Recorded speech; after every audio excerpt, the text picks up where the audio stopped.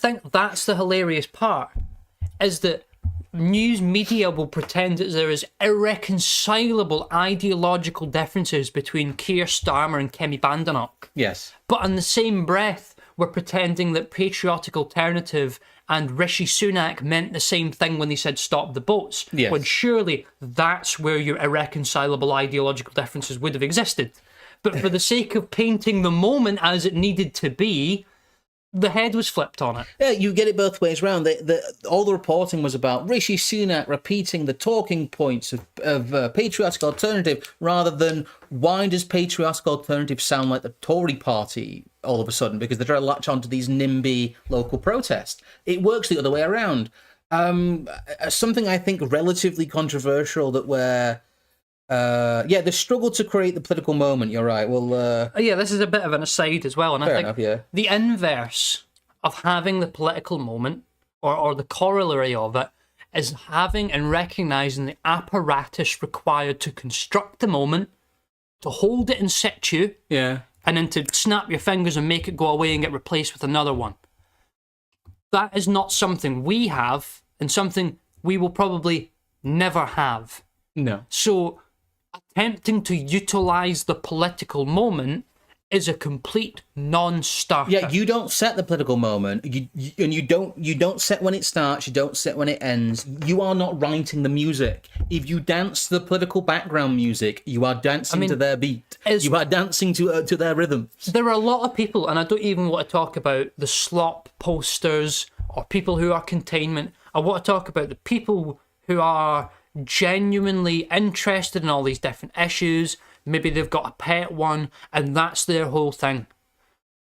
But what they do on Twitter, what they do on YouTube, what they do on Rumble or Telegram or wherever else is demonstrate the futility of trying to perpetuate a moment that has passed. Well, people are like, well, what are we supposed to do? It's like anything else. Come up with a project that you think will help and develop it over the course of decades. Step over the moment. Yeah, have a longer time horizon, identify something that will create concrete gains that is disaggregated from the political moment and pursue it unendingly. And that is how you make I'm sorry, yeah, you're going to have to sit down and probably do a decade of awful slogging hard work, but you will make it. You will have a much better chance of making a difference than simply latching onto the fleeting political moment. Pick a hill that can't be demolished by the news cycle changing and decide to die on it. That is what you can do. I mean, I think someone I think we possibly maybe even need to have a word with at some point is that Gavin Bobby guy. Yeah. And he's picked one thing. He's hyper-focused on it. He's not attempted to polarise or politicise or even sort of radicalise anyone about it. He has taken a single issue, the council planning and approval for mosques, and is hyper-focused on the specific action of trying to fight these. That seems to me like an infinitely more productive thing than whatever you can get 10 or 100,000 people on Twitter to ratio someone saying. Yes. And people ask about basket weaving. My thought about basket weaving, unfortunately, is that they sent someone in there with an MI5 passport. So even at a low level, I'd be careful, but getting together and organising within a community in a non-political fashion. I think the problem with the basket weavers is it did become too explicitly political in certain ways. yes. It needs to be actually like a sewing group, but that was the idea behind it. I think you should go out and be in people's lives in your local area. I think you should have friends. Yes, But I mean, I think you should go outside and pet dogs. I think that's much more useful than engaging with the political moment. it is much better you being a respectable representative of our ideas in your local community than it is you being a raving political activist of any stripe. Well, here's the upshot. Here's how Keir Starmer has won the South Park dialectic. He has pulled off an incredible victory here, narratively, that people just have not paid attention to. Because immediately, what did we have in the aftermath of two-tier care? We had the sentencing guidelines row, which went out and made it explicitly two-tier, in quotes. And people went, oh, you see, it's evidence that Britain's a two-tier society. And what's happened here? Well, Labour has... they've ended the standoff. They have cancelled and pretended to be at war with the sentencing council to the point that they are threatening them with the use of Parliament. And they are saying that they're doing this to prevent the advent of a two-tier justice system in Britain. And just like that, the political conversation has moved to the fact that we do not want a two-tier system. So not we're back to equality of the law. Not that we have had one since the Race Relations Act. And really, not that we've had one since the Windrush arrived. Arguably even before that, since the Victorian do-gooders decided that foreigners are worth more than British people. The idea that we have not had a two-tier system whilst we've had, race laws on the books since the 60s, enhanced in the 70s, 80s, and 90s, and 2000s is insane. But that is the dialectic. People go, oh, well, it's a good thing that Keir Starmer did that because that would have created a two-tier justice system. And that is the trick here. You come up with something that is unthinkably bad for your enemies, and then you pretend to stop it. And then everyone becomes very confused because you have already destroyed your enemies, really, but you're pretending not to. This is what I mean by the framing. This is a masterclass in frame games, but it works. Most people will go, well, it's a good thing those sentencing guidelines didn't go through. That would have created a two-tier justice system. And just like that, from a different angle, you've got a lot of people to concede by proxy that Britain is not yet a two-tier society. Again, worked example, but this has been through the immigration control stuff as well. Everything we've said about blue Labour is happening. Here it is.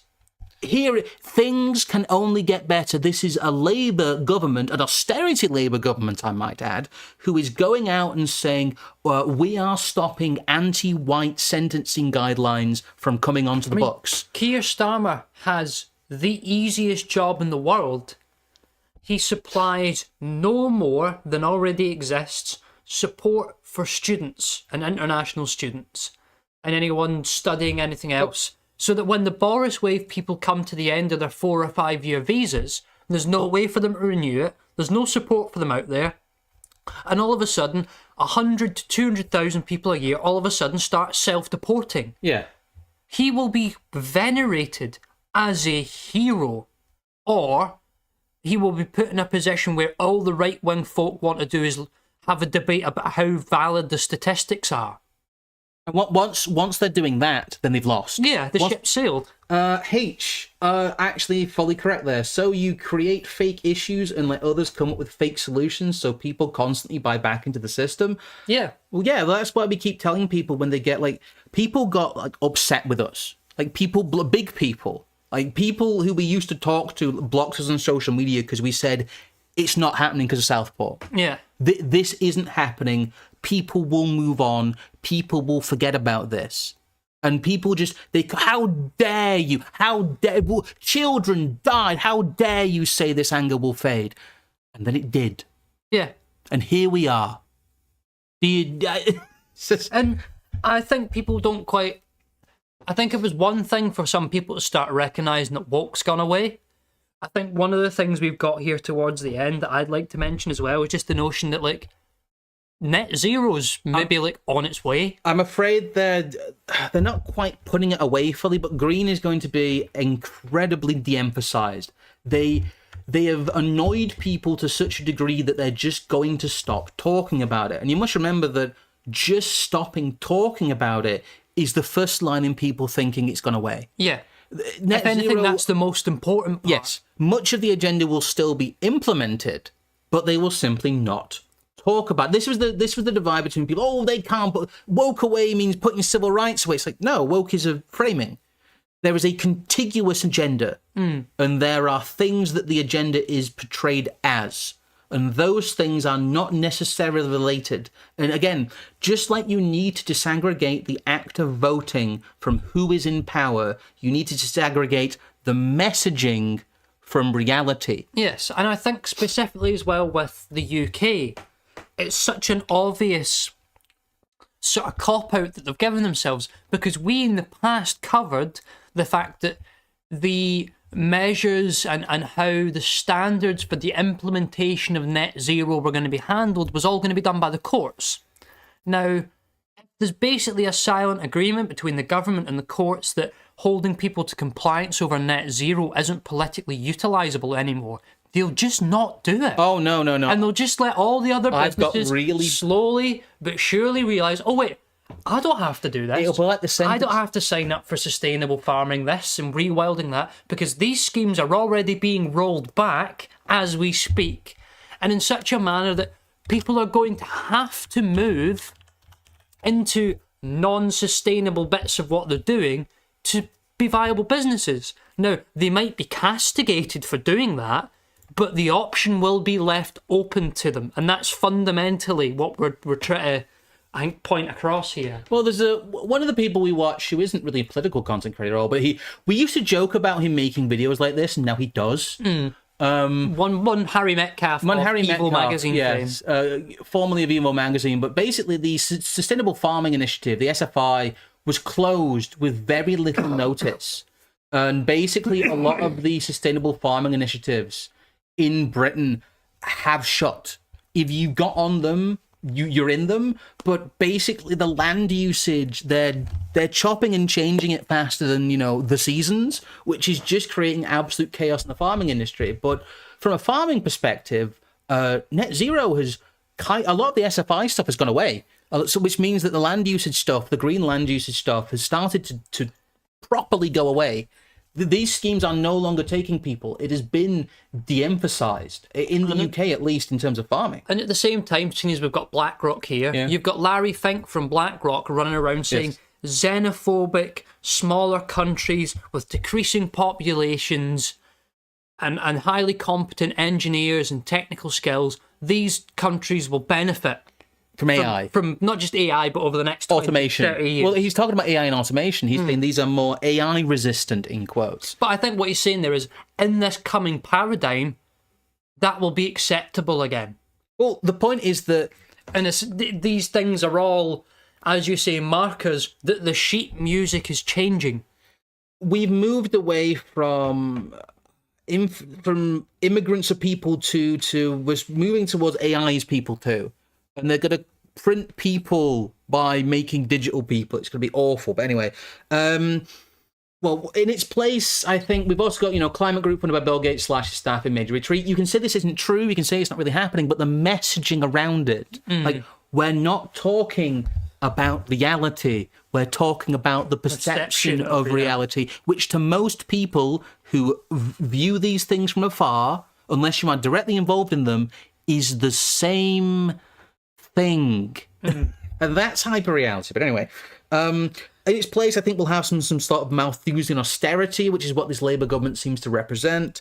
The ideological veneer of a carbon credit score will likely only appeal to a certain contingent. To others, it will be a control of immigration. We have firmly left the age of homogenous political messaging, and the apparatus of management and security will tailor its messaging to the individual, as Facebook has done for the past decade. Populism creates the perfect environment for this. Trump is all things to all men. MLK to Mustache Man. Down with slopulism.